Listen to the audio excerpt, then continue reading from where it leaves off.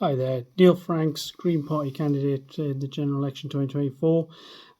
Fourth video, this one's going to be a bit about climate change and net zero. So, where to start? Well, the first thing is the science is the science, and it's clearly showing us that this is being caused by human activity.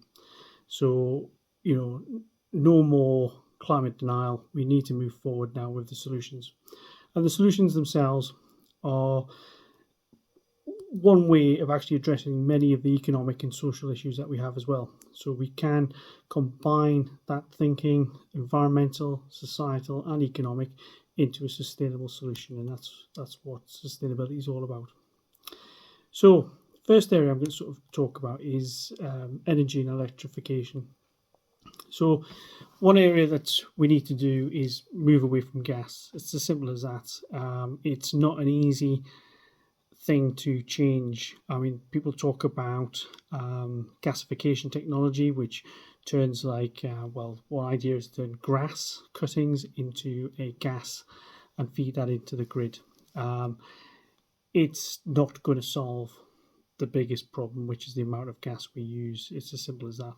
So we need to move towards electrification because we can control the carbon aspect of electricity a lot easier. In fact, it has come down. Moving away from the coal power stations brought it down to, it was half a kilogram of CO2 for every kilowatt hour we used of electricity at one time.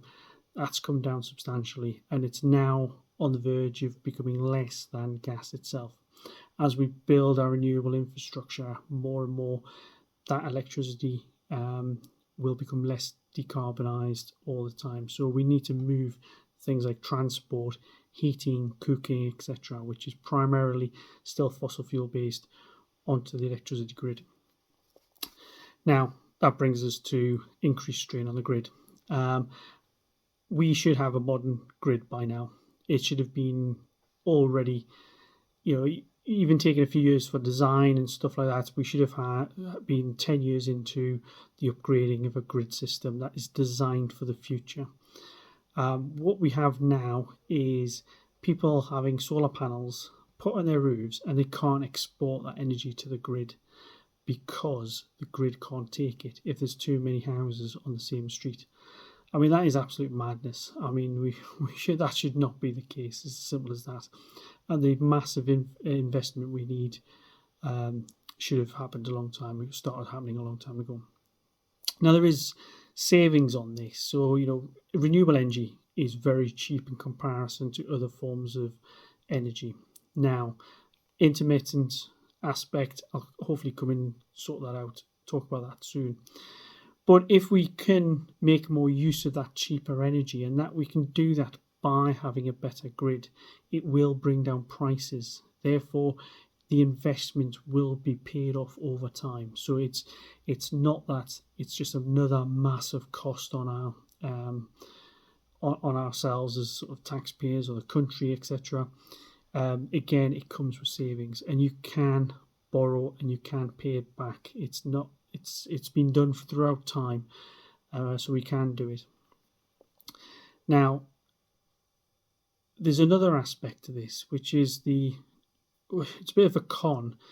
When the supplies of energy are separated in the market through government sort of regulation from the generators, but the generators have their costs set by the last form of energy that's used. So it's always effectively gas, because gas can modulate. The generators can modulate up and down, depending on, if you've got so much wind blowing and you've got so much nuclear and all the rest of it, gas is the one that sort of can vary quite quickly to what's required for the grid. But that means, like what we've seen with Ukraine, is that when these sort of gas prices go up, the system forces the other energy suppliers to also put up their prices at the same rate. So if gas goes up 50%, so does wind power for some strange reason. So does nuclear, and that means the generators for those can make an awful lot of money. Mostly private developers can then suddenly make a lot of money. That's why we've seen energy companies making huge sums of money, not just at the consumer end, where we pay our energy bills, but also at the generating side as well. What I'd like to see, and what I'd be pushing for as an MP, if I was again lucky enough to become your MP, is to end that, to separate out the different types of energy and how much they cost. So if the cost of gas goes up 50%, wind energy, solar power, etc., shouldn't be going up at the same rate. That means you would start to see the reality of renewable energy being cheap, and that would start being reflected in your energy bills. So there is, nobody else seems to talk about that, and makes you ask, I wish people would ask why a bit more, because it would start to show that the other parties, they are all about profits, and the Green Party is all about you. It's about making life better for you, and that is one of the things that we'd like to do, is bring down people's energy bills. That's one part of it. I have talked about the retrofitting in, I think it was the second video, so I'll leave it there, not repeat what I've already said. So that will be a big part of what we do as well. So not only would we make the energy cheaper coming to your house, we'd also reduce the amount of energy you needed and hopefully produce a reasonable amount of it yourself as well with the solar panels.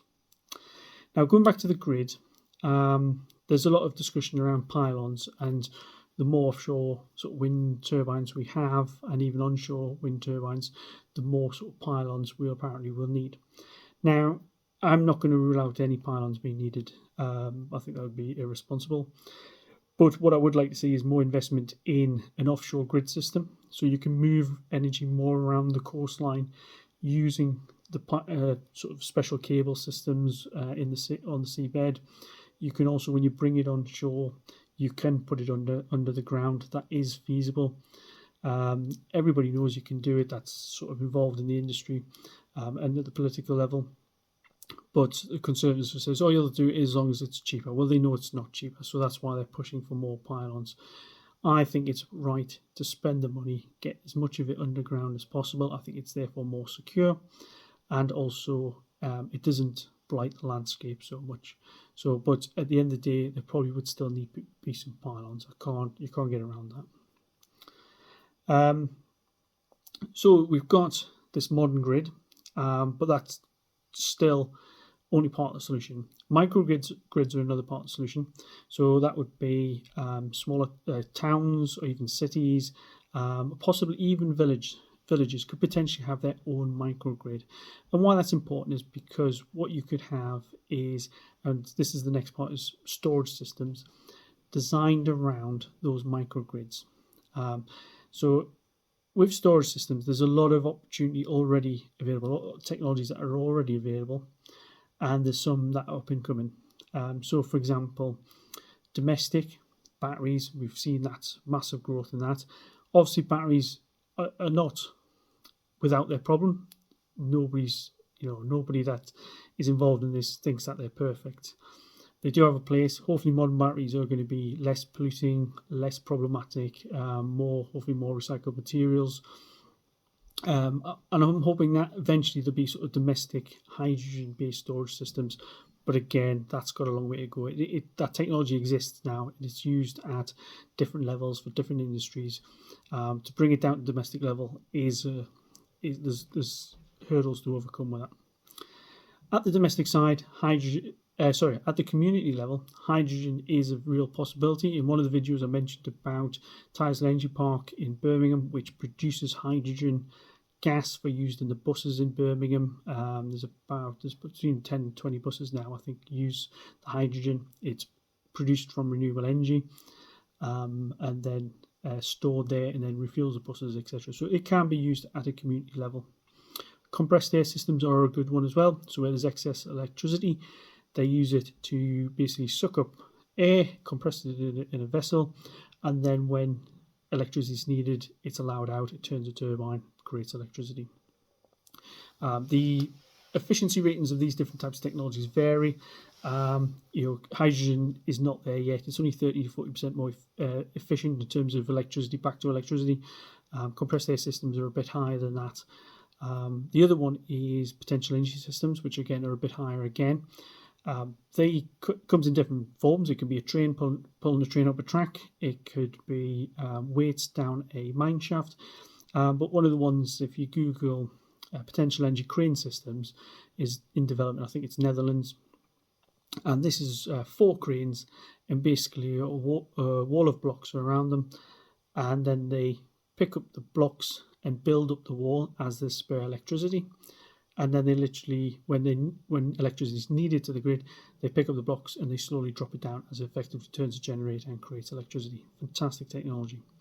So these storage systems can be used at different levels: domestic, community-based, and national grid system. So a community itself could potentially become self-sufficient in terms of electricity demands. That's probably quite a while off, but it could be done, and then it could fit into a bigger grid system, and communities could decide themselves how they want to invest, what their potential is for renewables, etc.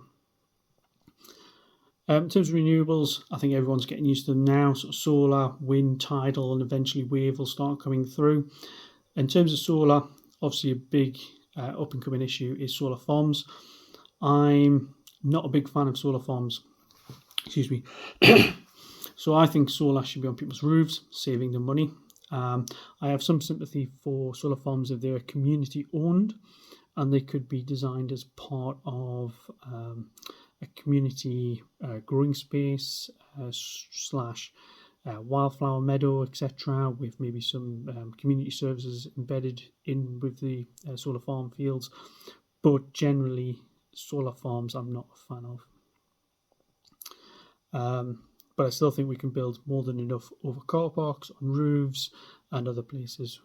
So it's not against solar, not against renewables, just against the idea of that using good quality land that could be used for other purposes as a solar farm, just money to make somebody rich. Intelligent systems, it's becoming more apparent that that's going to play a major part of balancing the grid. The obvious example, the easy example, is that when we have lots of wind farms, yes, sometimes they're not turning, but sometimes they're turning in one area and not in another, but still there's plenty turning. At night time, we don't use much energy, but we could potentially be producing huge amounts. That electricity could be pouring through the grid, filling up all the storage systems, grid level, community level, even domestic level, ready for the morning. And where this will start to take over is, in terms of where I stand on nuclear, completely against new nuclear. I think we're stuck with Hinkley now. I think it's pretty much done, but it's massively over budget, over many years late. Nuclear is not a solution that we want to take forward. We can't deal with the waste we've got. Why put in more waste into the system? And where it's not needed, because renewables, energy efficiency, and storage will win out eventually. So wouldn't build any more nuclear, would try best not build any more gas. I really feel like we can do that if we went to town on it. And we would only phase them out when we're 100% certain that the grid is at a point where we can phase them out. And then we've got clean, renewable energy powering our systems. I mean, the video time's getting on, so I'll just quickly wrap through some other areas. Transport, again, I've talked about in the other videos where we have a really good public transport system with electric and hydrogen buses. Trains, we want to see more trains, more frequent trains, larger capacity, and more lines as well. So electric car, charging infrastructure, absolutely public, so there's no messing around with different accounts, different pay systems. It'd be as simple as it needs to be. You walk up with a card, you tap it, etc. So it should be very easy, and we should make them be very, very fast. In terms of people getting electric cars, that is going to take time, and I think the reasonable level of sort of new cars, no more new cars after 2035, I think it is, being anything other than sort of electric powered, I think is fair and right. But I think there's still plenty of years away, so there's more than enough time for electric cars to penetrate. I've never had a new car. I've always had second hand or used, probably even third hand. and that'll be the same for me when I move my car personally to electric. My wife's car already is electric. So other areas, farming, we want to sort of triple farming subsidies linked to moving to more environmentally based farming, so we can sort of have that nature blend with nature. Green infrastructure, everything should be built to green infrastructure. So anywhere, everywhere, whether it's a bicycle store, a bus stand, or new buildings, should all be trying to build in with green roofs and more natural materials. We want to see 30% of land, and this again, as an MP, this is what I'd be pushing for, that we want to push 30% of land back to nature. But that can come in different forms. So some areas, I do think we should have areas which are just left to nature to sort of be like what it used to be, and not disturb the animals and the area. But many areas we can integrate with new activities, outdoor fun spaces. So it's got everything from cafes, naturally built with timber, cafes which are all eco-friendly, reusable containers, and yeah, so much we can do with that. Camping, as well as the wooden huts that people can stay in overnight, etc. So much we can do and embed that in the nature that we develop over time.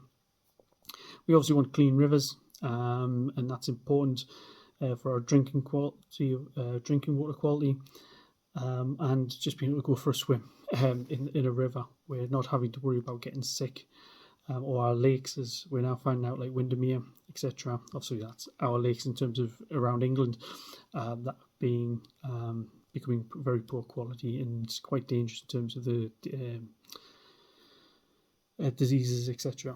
So obviously protected seas, we want to see areas of seas that are protected in the same way as we want nature to sort of be allowed to sort of develop, and the fish stocks to recover, not just fish stocks, but also things like seagrass. Seagrass is one of the biggest sort of producers of oxygen in the world. The oceans produce most of our oxygen, but they're becoming more acidic due to extra carbon dioxide being absorbed into the seas. So there's big problems, and there's these sort of factors that we're not really seeing at the moment that we know are building up behind the scenes, and acidification of oceans, warming of the oceans, it's all building up, and it's only going to get worse. So other solutions we're pushing for, so for example, I work with small businesses, like I mentioned in the first video.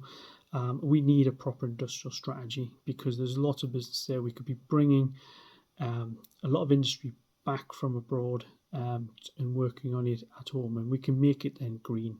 For example, steelworks in Scandinavia, they have a hydrogen-based steel plant. We should have bought the template, brought it here, and start using it, so we keep the jobs. There's no environmental impact, or very little impact. We're producing green steel, and we're going to need green steel to be building things like wind turbines, the storage technologies and stuff like that. We can bring that back home. We should be, and one of the ways we can do that is we're applying a carbon tax. So yes, one of the big arguments is India, China are producing most of the carbon. Whilst yes, I understand that, but if you look per population, per area, per whatever GDP, whatever you want to look at it, actually they produce less carbon than we do per population. That's still not good enough. We all need to move to a better future, but we can do that by bringing industry back home, applying the carbon taxes, and that will put our manufacturers in a better position, more cost competitive position. Excuse me. Lots of other things like banning private planes. They are the biggest polluters in the air per passenger. So banning that and forcing people to use ordinary planes will actually reduce aviation emissions. So other areas that we can tackle as well. And again, this is where cost savings come in to everyday people like ourselves, where we need products designed built to last. We need products that are taken from recycled materials and more natural materials. We need to make them designed to actually last a long time and back that up by good warranties. I read a while back about how German washing machines last so much longer than our washing machines. Well, why is that? Because their standards are better. We should have really good standards. And the longer these things last, the more money you save. We need to make sure that they're designed to actually be easily repaired as well, and that parts are on plentiful supply. Obviously, software is a bigger issue these days, so therefore there should be access to software updates for long periods of time. We also need to look at when things start to come to the end of their life. Can products be upcycled or downcycled into something else? And where they can't be, that they are easily deconstructed and then sent for recycling and made into something new. The transport, the processing, all should be powered by renewables, effectively reducing that impact at every stage. And then those natural materials, where we can't make use of them, they should be effectively returned back to the earth, composted back into the earth and made use of again. There's so much other areas of climate change. It is important. We can create jobs. We can save ourselves money. There's so much we can do living a more sustainable lifestyle. And one thing just to finish off with is that the Greens do not are not hypocrites. We none of us are perfect. We absolutely truly believe and understand that. The idea is that we do not put anybody down. We'd never do that. That's not something for not leading the most greenest lifestyle of all time. We're all about system change. Now, many years ago, I was wandering around Edinburgh with bags and bags of recycling, walking. I didn't have a car then, so I had to walk to a recycling centre and put in all my glass bottles. That was really no good, and society couldn't continue like that. But then we all started moving to curbside collection. A system change happened, and that meant that everybody could more easily recycle, and that created a better future for us all. We could all lead more sustainable lifestyles, and that's what the Green Party is about: is system change, making it easier for everybody to live that sustainable lifestyle. So I'm going to leave it there. If you have any questions, do please contact me. My email address is Neil, which is NEIL .Franks FRANKS at mwtv.greenparty.org.uk. Sorry for the long email address. Please do drop me a line. And yes, I hope you do vote green. Thank you very much. Bye now.